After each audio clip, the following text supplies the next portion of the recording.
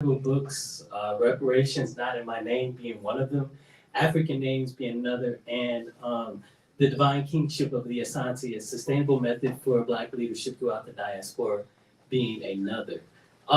This book in particular is his latest work and one that is so relevant to today's times, considering the fact that we just went through a very interesting dynamic over all of the United States that's impacted the world actually. And so this book in particular is about reparations, but it's also about how to empower the Black community in the past, in the present, and in the future. What we should have done in the past, which a lot of us are doing now, if you're familiar with some of the social media movements, BP 2025, which is the Black Power Agenda 2025 that's being pushed on TikTok social media right now, which is a manifestation of one of the methods that you'll hear about tonight as far as a method or a way that we can go to empower our community so that we can be heard in this political environment that we're in now today. So with that being said, I'm going to start the presentation.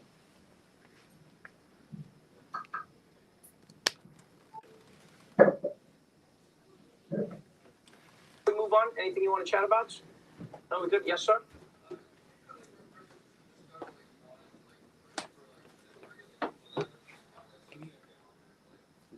Can you pause it, please? That's an interesting question. What do you mean by that? If I Pause it, I mean you bring a wireless transmitter so that you can project. Okay, give us one moment, please.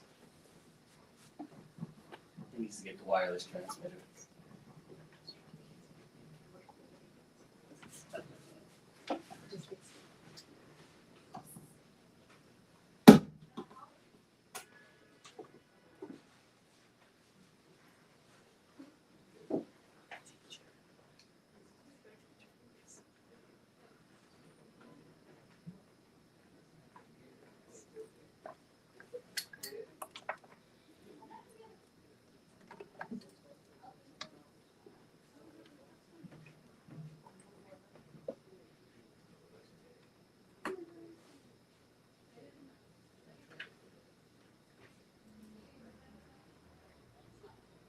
Turn it up. Turn the volume. recently is the key. Recently is the key. Can you turn off your laptop volume? Right. But so to your question, I think you have to understand what the word reparations means first. So reparations, you are repairing something that you have broken. You are paying for something that you were supposed to pay for. I'm not saying that there aren't people living in America today who are suffering and are going through pain and strife because of what's happening when it comes to the machines taking jobs, factories becoming industrialized, etc. But reparations is a specific conversation about a specific time in America, and that is Black people were slaves. You know what I mean? I've even heard people say like, oh, but there were some of the Irish who were indentured. Like, yeah, let's slavery. Look at the numbers, look at the time, look at the level of work. You could not work toward your freedom. For most Black people in America, this was a time when you lived and died as a slave. And so that's what reparations is about. And so I hear what you're saying, but I think that's a completely separate conversation that needs to be had about the now. Because if you are not careful, what you then do is you combine everybody's suffering into the same bowl and you make it seem like all injustices have the same weighting, and they don't. Just like crimes. You know, theft isn't the same as murder. We don't try them the same way. And as much as there is a white person who's suffering today, I feel for anybody who's suffering because I know what it's like to be poor. I know what it's like to suffer. I didn't come from a wealthy family. We struggled when I was growing up. But I also understand that there are levels of that suffering, you know? And so sometimes white people, it does block a white person because you go, white privilege. And the person goes, I'm poor and I'm white. Where's the privilege? You know, white people are like, I wish I could activate my white privilege. I wish I could do it right now. White privilege, give me something. I get that. I get that. Trust me, I get it. It is hard to accept that you have benefits because of the color of your skin if you cannot see the benefits that you have. But the thing I try to explain to a person is, think of it more like golf. Don't think of it as privilege, then think of it like a handicap, right? In golf, they acknowledge that you are in a position where you need so many advantages to be competitive in the game, right? So what they say is you have a handicap of 15, so that means like you're going to be hitting from this tee and you get more chances to get the ball in because we understand the position you're in. And if you're a Black person in America, from slavery, from day one, the number of injustices that have held black people back in America amount to an insurmountable, like you look at black people's freedom, you look at black people's land, just land alone.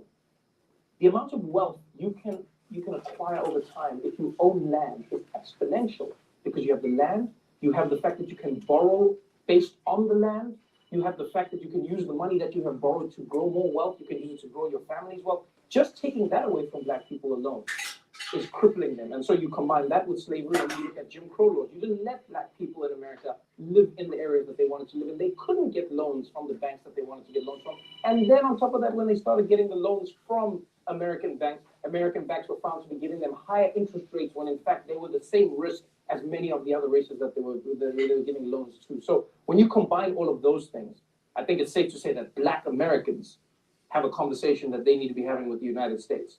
Doesn't involve me, doesn't involve white people, it's like, yo, American government, meet the black people. That's it. Have that conversation.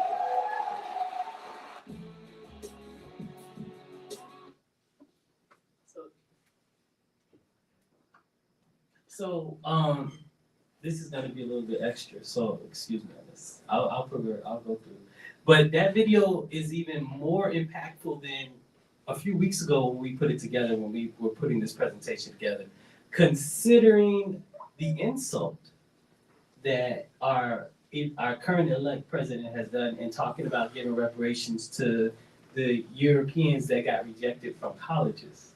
So it's very interesting. So this is definitely a conversation that we need in today's day and time.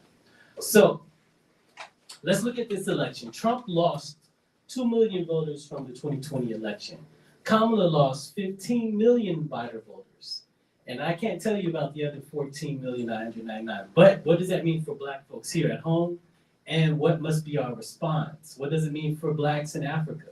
And considering this very sour taste that we have in our mouth, this very disdainful kind of position that we have, how can we make some lemonade from what we have?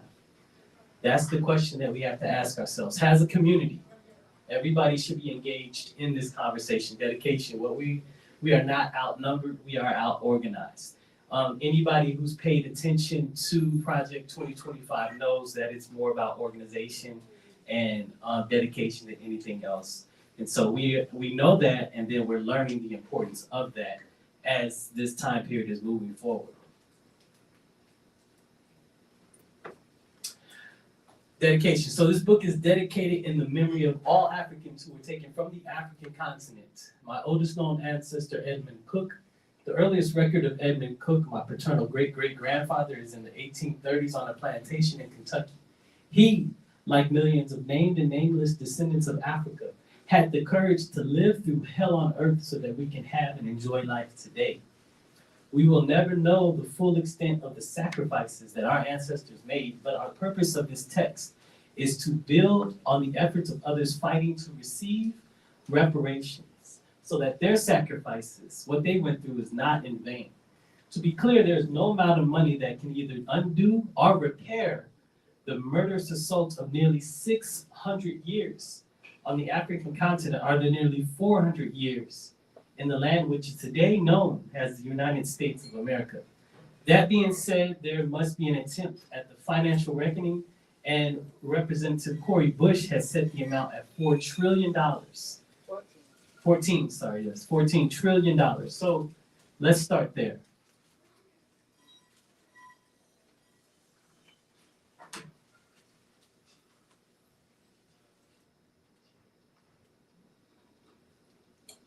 Greetings and Hehimetu. My name is attorney Mikichi Taifa. I am the executive director of the Reparation Education Project and the author of Reparations on Fire, How and Why It's Spreading Across America, and a memoir, Black Power, Black Lawyer, My Audacious Quest for Justice.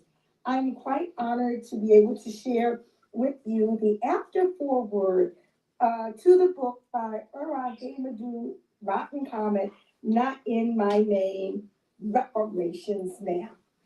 Here we go. What we are witnessing today in the world is history in the making, And Dr. Hehimetu Ra Enkamit is a leading theorist seeking to open our eyes and ears to catastrophes of the past that manifest in the present and what can transpire in the future if we fail to heed his clarion call. His early inspiration from Brother Malcolm X frames much of his worldview today, from resurrecting the fox and wolf dichotomy and scrutinizing the dilemma of voting for a, quote, lesser of two evils, to emphasizing the critical importance of understanding world history. Dr. Enkamit's commentaries of past and current global issues, from wars, injustices, and interventions waged by Western powers in Haiti, the Congo, Palestine, and Zimbabwe, are essential to the significance of the book's title, Not in My Name. In his critical examination for how to achieve reparations inside the belly of the beast, whether one agrees with his perspective or not, is worthy of consideration. Remarkably, Not in My Name, Reparations Now, reads like a grassroots People's Current Commission report, sprinkled with facts and figures on root causes of conditions confronting Black people domestically and globally, and concluding with a provocative call to action. Beginning its framing with the ancient Assyrian drama, the importance of divine kingships, and including Dr. Enkamit's poignantly vibrant pouring song on the injustices waged against Palestine, Haiti, and the Congo, the book brings additional value to the reparations movement as it goes about the necessary task of envisioning a future free from oppression, where Black freedom and joy worldwide can flourish. However, reminiscent throughout history where Black people stand up for rights, backlash happens, currently manifesting in banned books, voting disparages, student protest repressions, and the proliferation of white supremacist ideologies. And once again, Black folk find ourselves wobbling at the tipping point of triumph or collapse. As such, Dr. Enkamit's position, harkening back to Malcolm X and as demonstrated throughout history, is that, quote, when one chooses the lesser of two evils, we still end up with evil. However, as an admitted pragmatist, the author asserts his immediate and urgent ultimatum at this time is that the president issue an official apology on behalf of the United States of America to Black people for enslavement and its continuing and living legacies, accompanied by the immediate signing of an executive order to establish a federally chartered commission that brings the language of H.R. 40, the Commission to Study and Develop Reparation Proposals for African Americans Act, immediately into existence, or else. Dr. Enkamit also includes other critical demands as well. As I have frequently emphasized, the collective we are beginning to understand that we are one people who went through the same experience, a special trauma committed by another group of people and their instrumentalities. The descendants of that group are empowered today because of that experience. As such, a long overdue reckoning on race is being demanded throughout the world. In the words of Brother Malcolm, in this day, at this time, which we intend to bring in existence by any means necessary. Thank you very much. Mekichi Taifa, Director of Reparation Education Project, and author of Reparations on Fire. How is ready to possible. Everybody, my beautiful, powerful sister, Dr. Hehimetu Ra. Yes, she's right in the back. All right, so here's the map. According to Representative Cori Bush, one of the few 5 members with the guts to call for a ceasefire in Gaza, 14 trillion what is needed to address the economic inequities caused by slavery, Jim Crow, and racism against African Americans. Let's do the math. If we reduce support to Israel to 200 billion per year for 5 years, that will provide the 14 trillion needed to satisfy the debt. Wow. 15 trillion minus 1 trillion for 5 years equals 14 trillion for reparations for African Americans. So it's doable.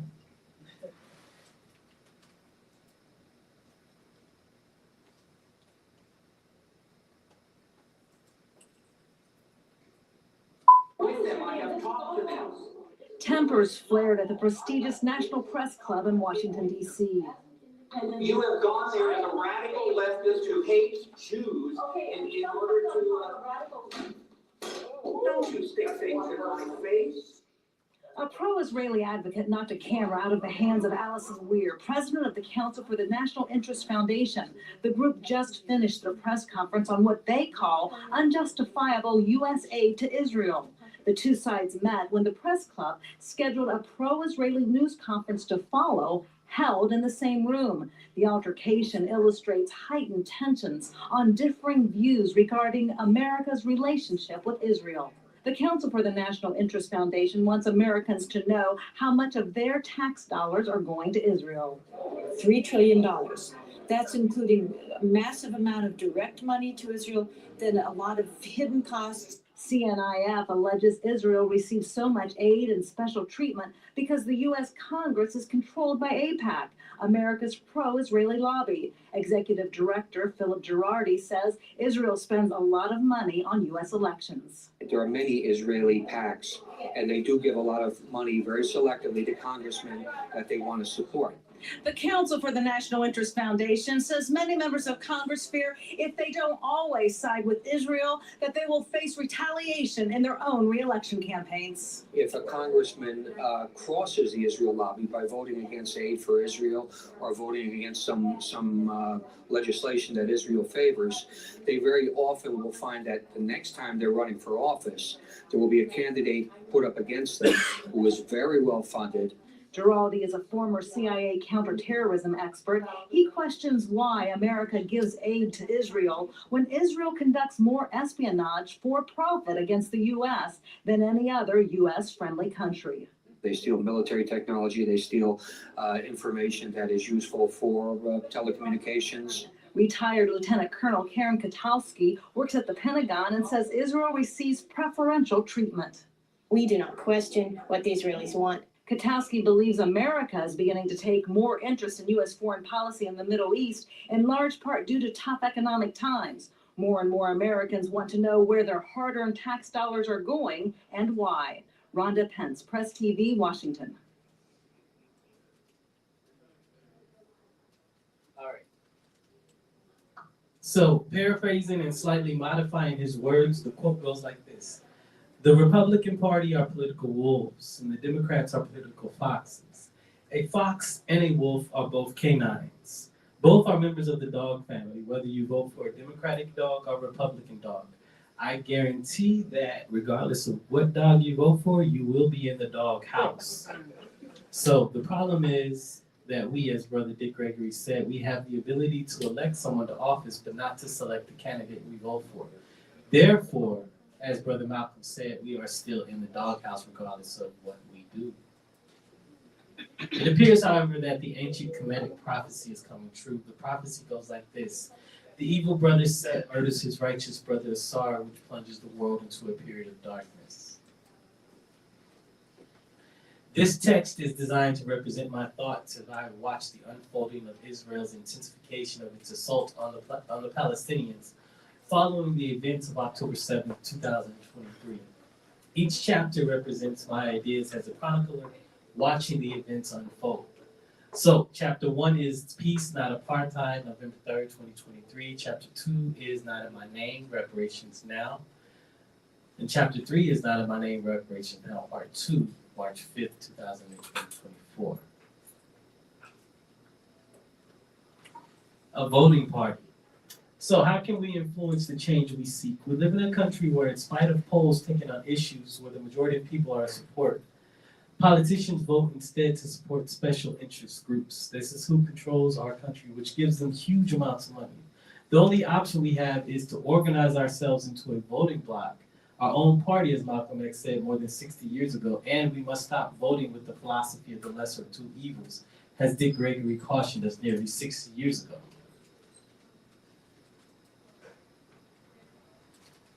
So, 5 points. The only way I will support any Democrat is if they're on record for calling for a permanent ceasefire against the Palestinian people now. And the only way I'll support a presidential candidate is if they, by October 12th, that seems a little bit kind of. All right, 1, pledges to issue an official apology on behalf of the United States of America to Black people, along with the immediate signing when elected of an executive order that brings the language of H.R. 40 and S. 40, the Commission to Study and Develop Reparation Proposals for African American Acts, into existence.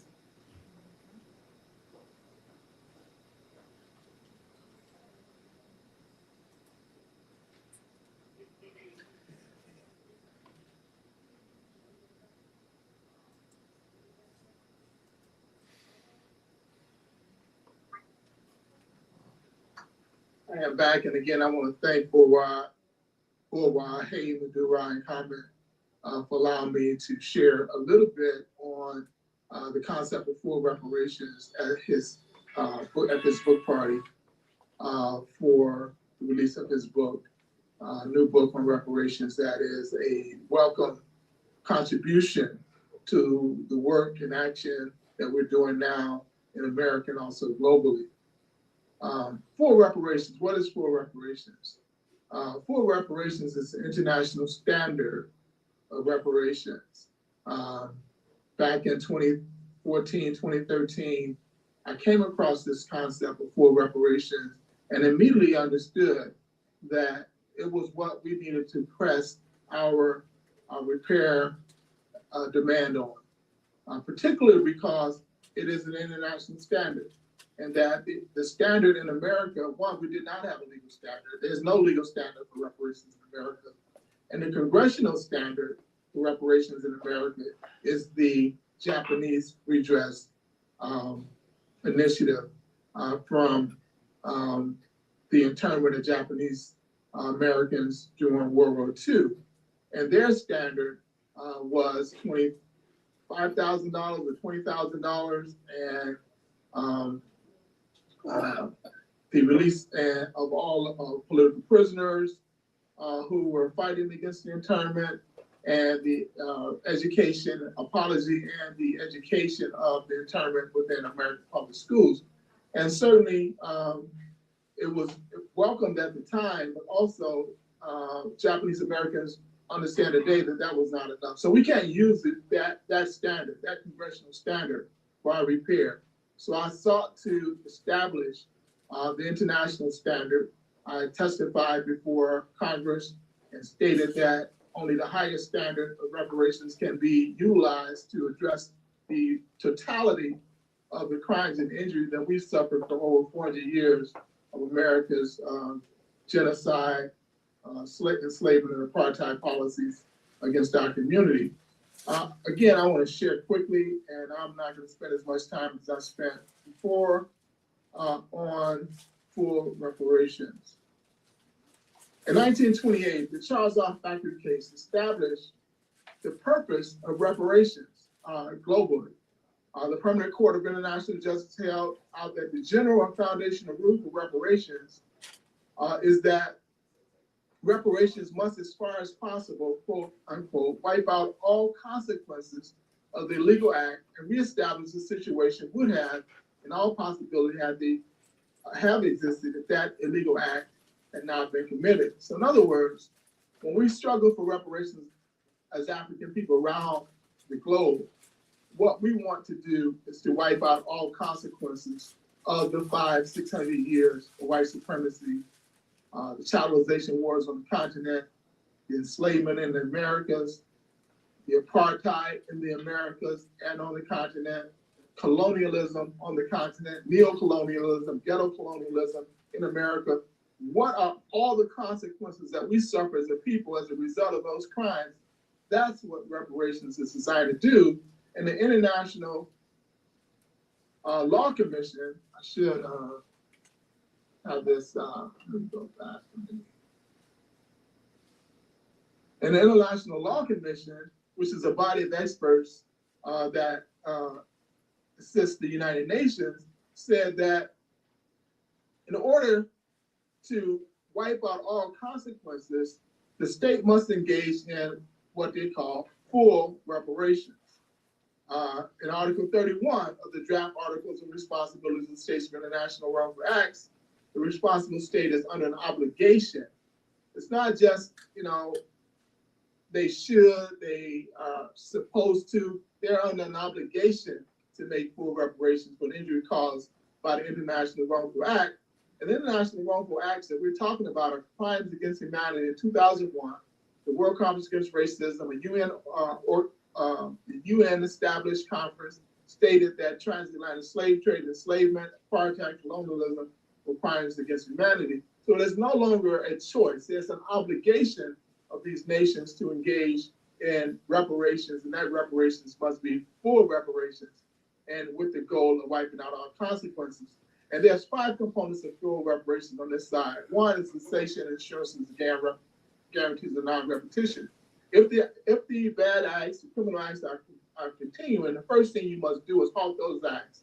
And you must put in place structures to ensure that they do not repeat themselves. You must reform or have a transformational institutional framework in place that ensures that these crimes do not rise up again. The second component is restitution. How do you return people back to the way they would have been had you not engaged in these criminal acts in the first place? Well, that's where education, that's where economic programs come in. That's where we try to reclaim our identity, even a test to determine our where we came from on the continent of Africa. Those type of things are part of restitution. Compensation is a component of full reparations. What is the monetary necessity or need in order to help to wipe away the consequences, all consequences of those wrongful acts? Satisfaction, how do you return the dignity back to people whose dignity was eroded as a result of these criminal acts? Apologies, I feel the need of satisfaction, or the goal of satisfaction.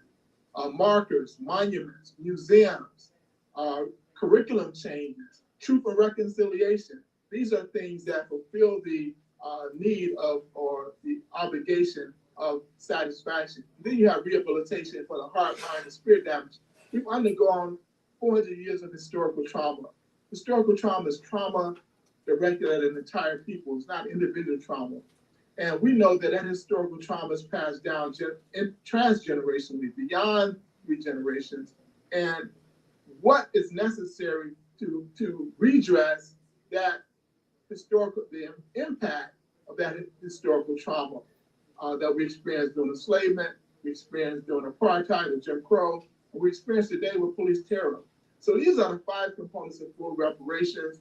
And again, the purpose of full reparations is to wipe out all consequences. We don't want reparations to happen and we still are suffering for the consequences. And we know that those consequences cannot be wiped out in just 1 generation. So full reparations is a long-term process. When we utilize this standard, it's a long-term process to ensure that all of the impact of 500 years, 5 centuries of crimes committed against our people are rectified. And so again, thank you for allowing me to share in this regards at this book party. Thank you, Dr. Uwa. Hehimetu Ra Enkamit. Thank you.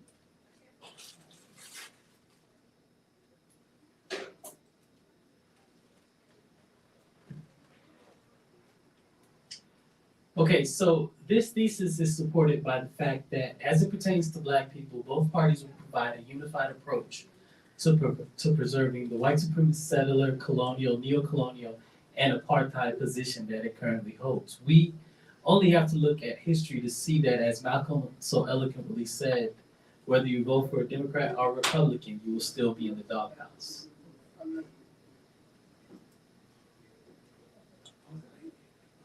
He said, "Elder." Come on. Oh, that's me.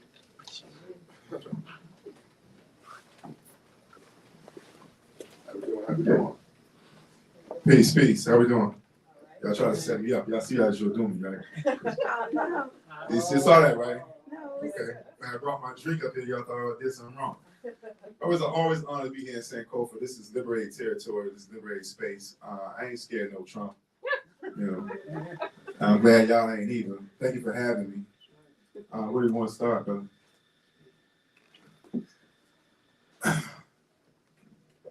I'm supposed to understand the assignment here. The educational progress that African Americans have made significant improvements in education since 1968. Put a pin in there for a second. There was actually more black home ownership in 1968 when housing discrimination was legal in this country than it is today, and it's partially due to the Barack Obama administration, where we lost more black home ownership in any period, in any time in the past century, I guess you would say, and that's because he built up the banks for all those homes that was closed. He paid the banks, and the banks took the money and then still kicked people out of their houses. You get the people the money who would have paid the bank and stayed in the houses. Message. All right, with over 90% graduating from high school compared to 50% in 1968. Look at this. Twice as many African Americans are graduating from college now as in 1968. Economic disparities persist. Despite these educational gains, economic disparities between African Americans and whites persist. Black workers still make only 82.5% for every dollar white workers earn. The median white family has nearly 10 times the wealth of the median black family. In Washington, D.C., the average white family has 81 times the wealth of the average black family. Worsening wealth gap. In 1983, the wealth gap between black and white families was 8 times. Now it's 10 times.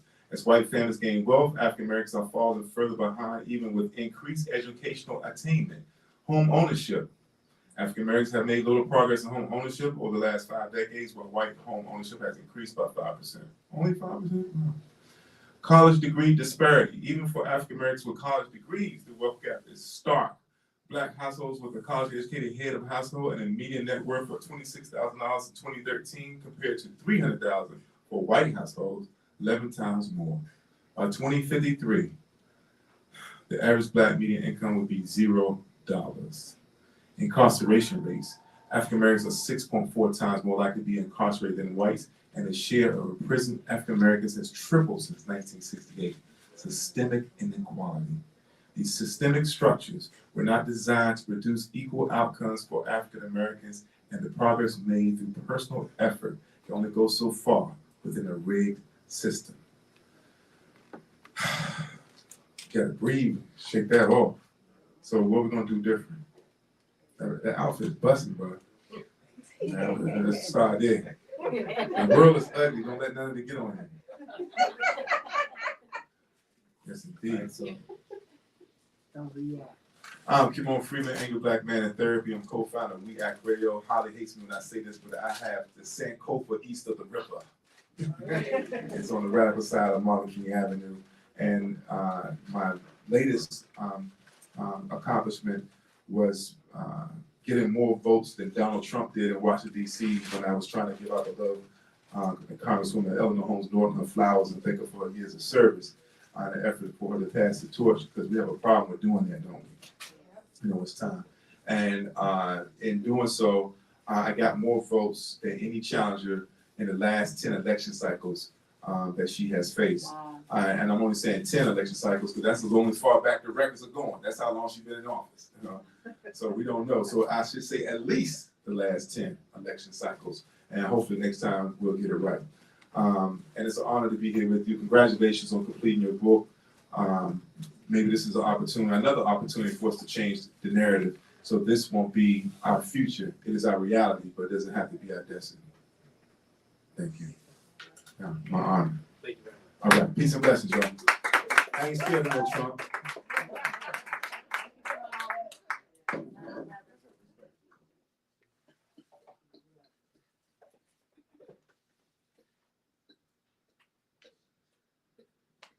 All right, moving on. Next point, 5 points. The only way I will support any Democrat is if they are on record for calling for a permanent ceasefire against the Palestinian people now.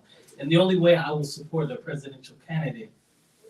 2, pledges to issue the official apology on behalf of the United States of America for its support in the ongoing genocide in Palestine and agrees to stop supplying Israel with the munitions to continue to wage war on the Palestinian people.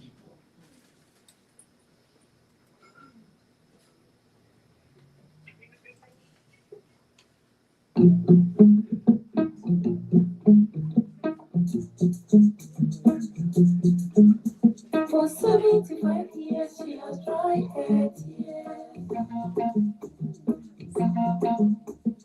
Palestinians cry for peace, not apartheid. For 75 years she has tried her tears. Palestinians cry for peace, not apartheid.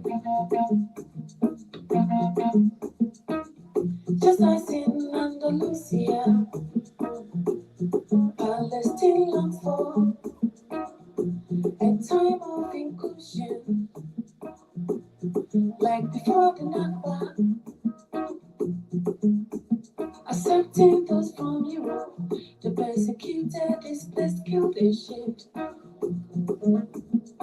Some of whom, like a bad house guest, the kingdom did claim. For 75 years she has dried her tears. Palestinians cry for peace, not apartheid. What they have inflicted on Palestine, with America and Europe lending a hand. She has been persecuted, killed, and made a refugee in her own land. She has been segregated, beaten, and denied basic human rights. Blamed for her condition when in response she did fight. For 75 years she has dried her tears. Palestinians cry for peace, not apartheid. Hurts people, so it is said. They say they will not stop until Palestine is dead. It is time for the world to scream. Enough is enough, Palestine must be free. Enough is enough, Palestine must be free. Enough is enough, Palestine must be free. Enough is enough, Palestine must be free. For 75 years she has dried her tears. Enough is enough, Palestine must be free. Palestinians cry for peace, not apartheid. Enough is enough, Palestine must be free. For 75 years she has dried her tears. Enough is enough, Palestine must be free. Palestinians cry for peace, not apartheid. Enough is enough, Palestine must be free. Woo!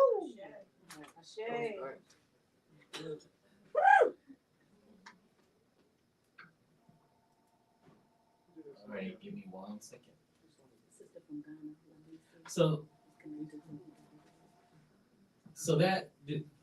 that song was recorded by a sister from Ghana named Lamisi on our trip in Ghana when we were there in November, I think, 2023. Is that correct? Yeah, so 22. Yeah, 22. All right. So the third point, pledges to the enforcement of the aforementioned law to protect the Congo and lift the U.S. sanctions on Zimbabwe. And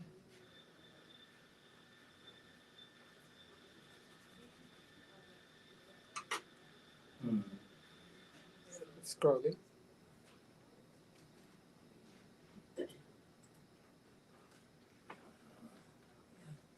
So I believe somebody in the back had a poem, or somebody has a poem? No, hold on a second, sisters, in the back. No, Ayana. Yes.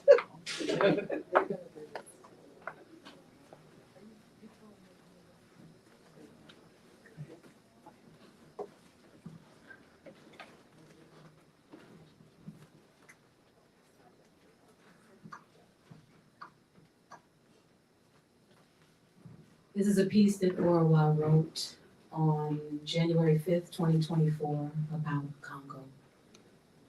It's entitled Congolese Tears. Congolese tears. Chopped little black hands from chocolatiers. Lumumba's tooth, Congolese tears. 20 million black lives taken. Rubber, gold, coltan, the cost. Cobalt and other minerals fuel this Holocaust. The heart is central and vital to the expression. If the heart is weak, the body experiences oppression.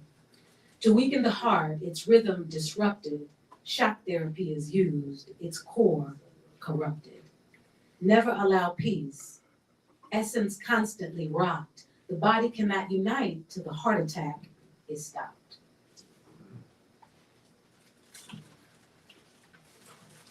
Chopped little black hands from chocolatiers, Lumumba's tooth, Congolese tears. 20 million black lives taken, rubber, gold, coltan, the cost, cobalt and other minerals fuel this Holocaust. To the heart of Africa came thieves in the night. In Berlin, it was determined these criminals would not fight. Congo Free State they established, the booty would be free. Those maimed, murdered, and exploited should never be. The people chose Lumumba. Congo for Congolese, he claims. US agents murdered. Body put in acid, only one tooth remains. Chopped little black hands from chocolatiers. Lumumba's tooth, Congolese tears. 20 million black lives taken. Rubber, gold, coltan, the cost, cobalt, and other minerals fuel this Holocaust.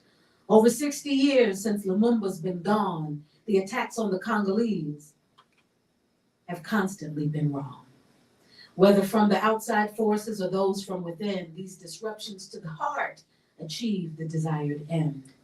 By not allowing peace, others claim her minerals right. By not allowing peace, others claim her mineral rights. Until Congo, the heart is free.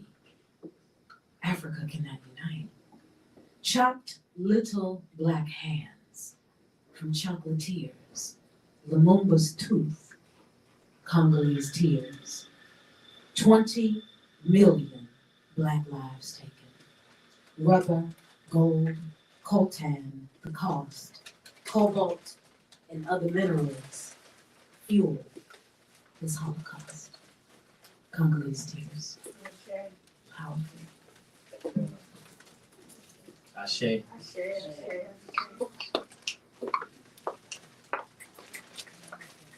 So the fourth point, pledges not in any way to interfere with the movement of any African country which chooses to break away from its neo-colonial relationships.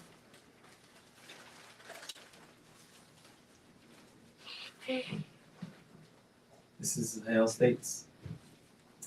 Is it a video?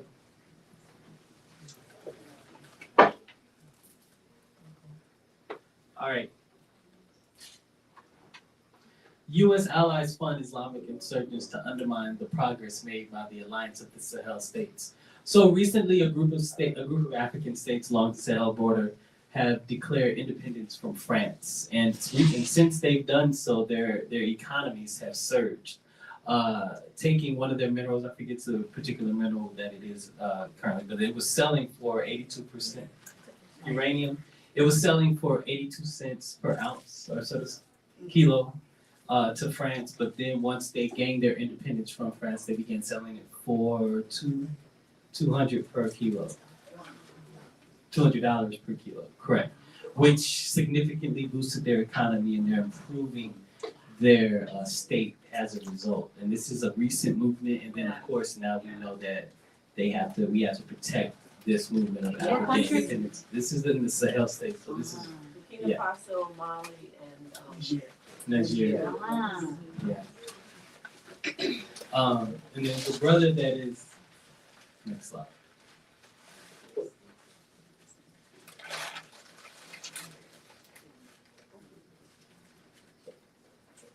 This is the poorest president in the world. His name is Hehimetu Ra, the 35-year-old president of Burkina Faso. But what sets him apart from other leaders? Unlike many leaders who flaunt luxury, think flashy cars and grand mansions, Traoré chooses a different path. He drives a simple car, wears military attire, and has made a groundbreaking decision. Traoré has refused to take a presidential salary, opting instead to keep his earnings at the level of a military captain. This choice reflects his commitment to serving his people and leading by example. His dedication is a testament to his belief that leadership is about service, not wealth. Wow. That's right. Woo. All right, so dozens of Russian mercenaries killed in rebel ambush in Mali in their worst known loss in Africa. In an extraordinary twist Monday, a Ukrainian official claimed he had provided the militants with intelligence. Andriy Yusov, a representative of Ukraine's security service, said on the Ukrainian television that the rebels received necessary information which enabled a successful military operation against Russian war criminals. We won't discuss the details at the moment, but there will be more to come, Yusov added. The Russians are there at the invitation of the government of Mali to fight the terrorists, which the Obama administration and NATO unleashed after they killed Gaddafi. The terrorists killed both Russian and Malian soldiers. Obama should really return that peace prize. That sounds like a scene from Black Panther 2.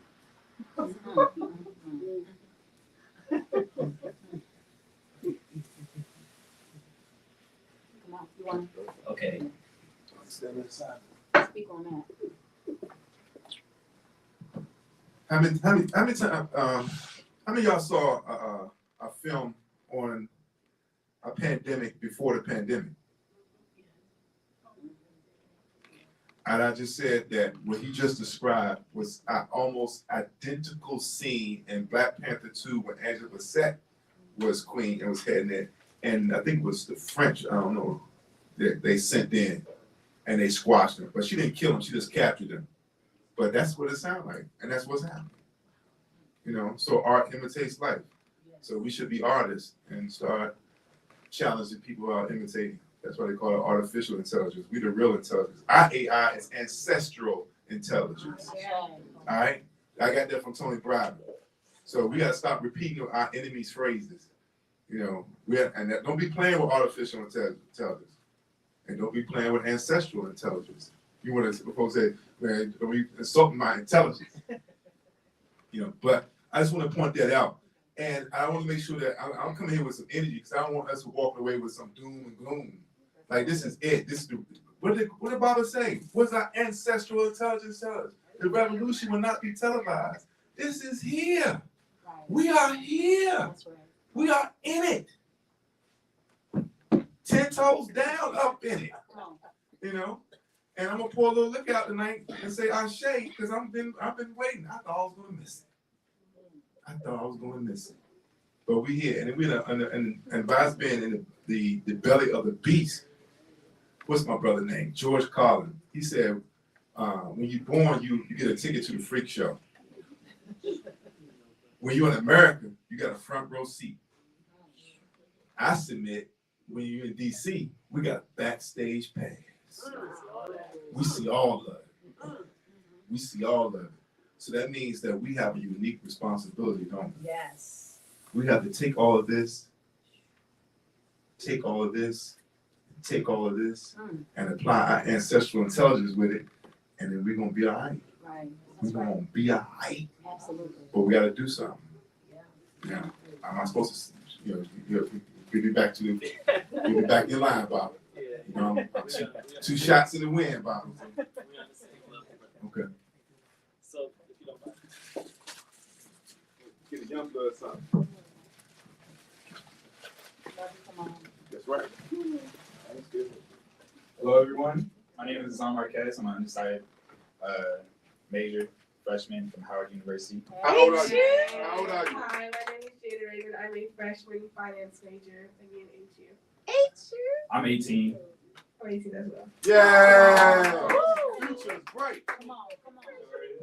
We'll be reading Black Lives Matter, Not in My Name. Black Lives Matter, No Money for Ukraine. Woo. Yeah. Okay. So, all right. Okay, you go. At least 30 Black lives taken, not in my name, for just defending their homeland. No money for Ukraine. Since 2012, when Liberia fell, terrorists invading Mali brought all kinds of hell.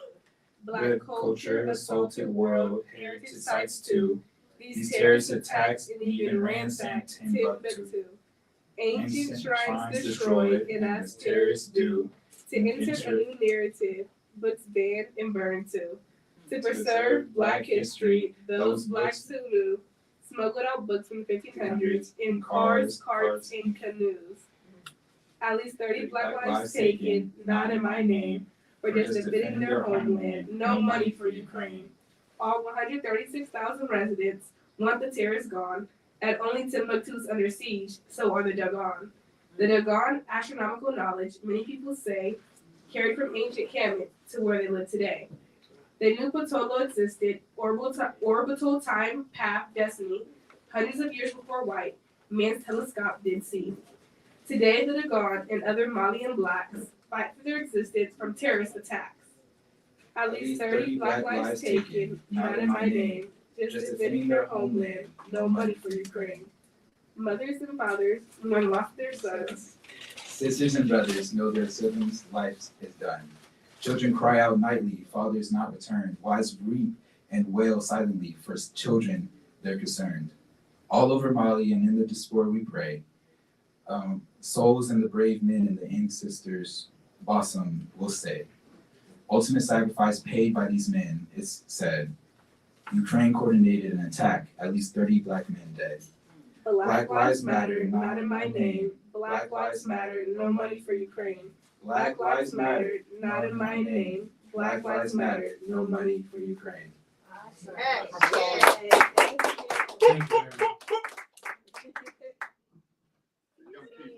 Young people. All right, and point number 5, pledges not to appoint any person to any position in the U.S. government who has held a dual citizenship with any other nation within the past 3 years.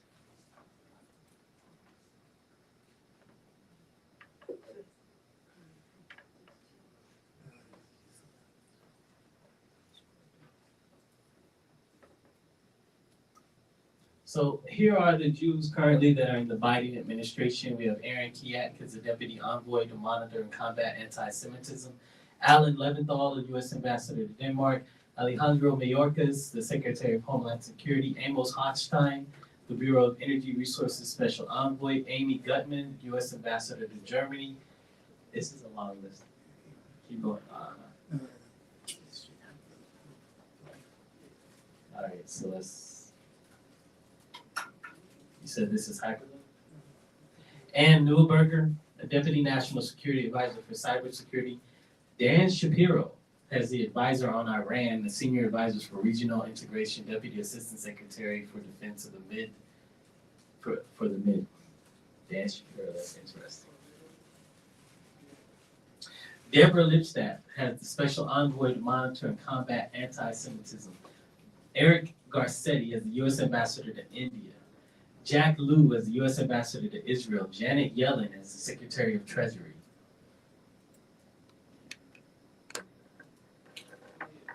Rahm Emanuel as the U.S. Ambassador to Japan. Tony Blinken as the Secretary of State.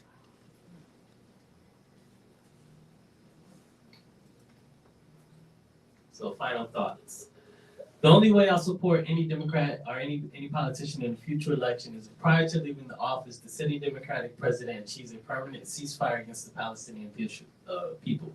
Issues an official apology on behalf of the United States of America to Black people for its mistreatment of the U.S. for more than 400 years, along with the immediate signing of an executive order that brings language of H.R. 40 and S. 40 the Commission to Study and Develop Reparation Proposal for African Americans Act into existence. Won't you join me? Call in our right to all sitting Democrats and deliver the above message.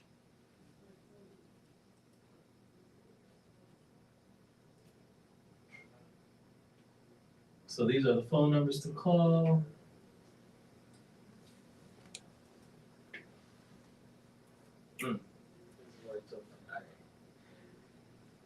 This was interesting.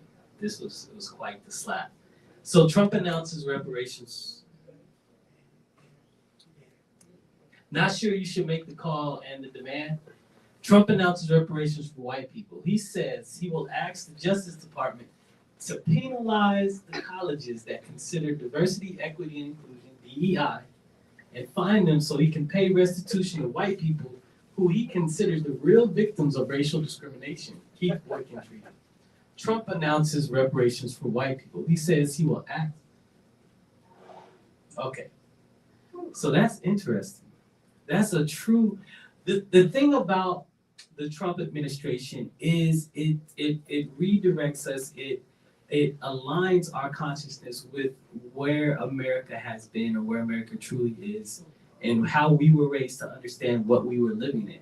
So there was this period of, something that was different, but then we got kind of a reality check. That's what we're getting nowadays, is a reality check. And it's good because the younger people are beginning to understand the type of country that we live in, so that they're not growing up or they're not getting older with these delusions that there is nothing that they have to be prepared for. That there is something that we must organize against, there's something that we must unify, for.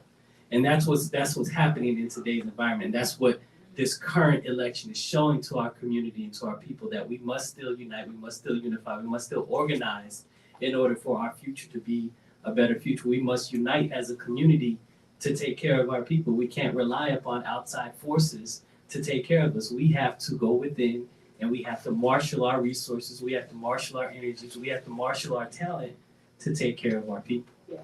This is what this election is teaching us, and this is what is happening across the US. This is the energy, this is the feel that we're getting. And this is where we need to mobilize, this is where we need to organize, and this is where we need to capitalize upon this. We need to keep this momentum going and not be blinded by federal political kind of max that was being put on us. Yes. And so that's what we're beginning to see with this current election cycle. And I think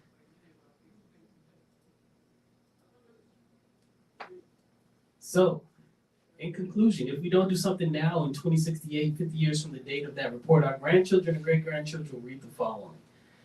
Black Americans clearly put in a great amount of personal effort towards improving their social and economic standing, but that effort only goes so far when you're working within structures that were never intended to produce equal outcomes.